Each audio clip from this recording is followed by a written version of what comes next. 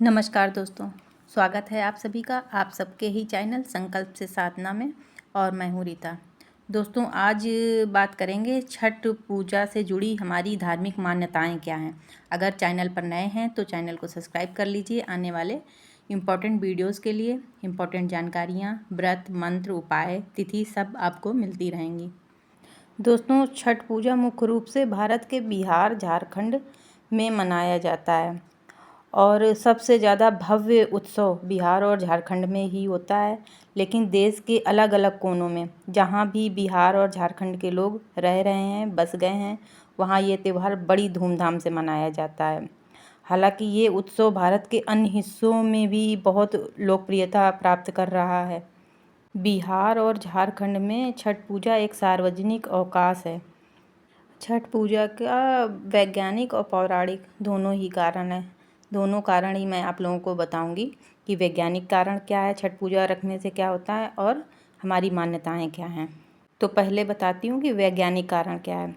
तो छठ पूजा में जैसे सूर्य की पूजा की जाती है। सूर्य हमारे जीवन के लिए अत्यंत महत्वपूर्ण है। ये हमें प्रकाश, ऊर्जा और जीवन प्रदान करते हैं। सूर्य की पूजा करने से रोग प्रतिरोधक क्षमता बढ़ती है, हड्डियाँ मजबूत होती हैं और पाचन तंत्र ठीक रहता है। छठ पूजा के दौरान व्रत रखने से शरीर में हार्मोनल संतुलन रहता है और मन शांत रहता है।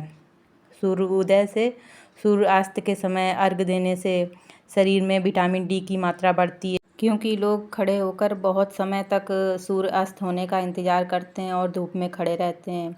ये हमारी हड्डियों के लिए बहुत आवश्यक है और विटामिन डी की मात्रा बढ़ती है।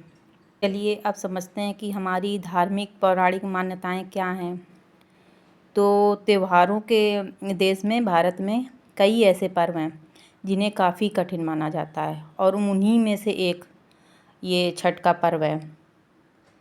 तो जैसा कि कहा जाता है कि इससे जुड़ी कथाएं रामायण और महाभारत दोनों काल में मिलती हैं। नहाए खाए के साथ ये व्रत आरंभ हो जाता है और लोक कथा के इस 4 दिवसीय पर्व को लेकर कई कथाएं मौजूद हैं। एक कथा के अनुसार महाभारत काल में जब पांडव अपना सारा राजपाट जुए में हार गए थे, तब द्रौपदी ने छठ का व्रत किया था। इससे उनकी मनोकामनाएं पूर्ण हुई थीं तथा पांडवों को राजपाट वापस मिला था। इसके अलावा ये महापर्व का उल्लेख रामायण काल में भी मिलता है। एक अन्य मान्यता के अनुसार छठ या सूर्य पूजा महाभारत काल में की जाती है। कहते हैं कि छठ पूजा की शुरुआत सूर्यपुत्र कर्ण ने की थी। कर्ण भगवान सूर्य के परम भक्त थे। मान्यताओं के अनुसार वे प्रतिदिन घंटों कमर तक पानी में खड़े रहकर सूर्य को अर्घ्य देते थे। सूर्य की कृपा से ही वे महान योद्धा बने थे। पौराणिक कथाओं के अनुसार 14 वर्ष वनवास के बाद जब भगवान राम अयोध्या लौटे थे, तो रावण वध के पाप से मुक्त होने के लिए ऋषि मुनियों ने आदेश दिया, राजसूय यज्ञ करने का फैसला लिया। इसके लिए मुग्दल ऋषि को आमंत्रण दिया गया था, लेकिन मुग्दल ऋषि ने भगवान राम एवं सीता को अपने ही आश्रम में आने का आदेश दिया। ऋषि की आज्ञा पर भगवान राम व सीता स्वयं वहाँ पर गए। उन्हें इसकी पूजा के बारे में बताया गया। मुग्दल ऋषि ने माँ सीता को गंगा छिड़क कर पवित्र किया एवं कार्तिक मास के शुक्ल पक्ष षष्ठी तिथि को सूर्यदेव की उपासना करने का आदेश दिया। यहीं रहकर माता सीता ने 6 दिनों तक सूर्यदेव भगवान की पूजा की थी। लोक आस्था और सूर्य उपासना के इस 4 दिवसीय त्यौहार की शुरुआत नहाए खाए से हो जाती है। यह त्यौहार पूरी तरह से श्रद्धा और शुद्धता का पर्व है।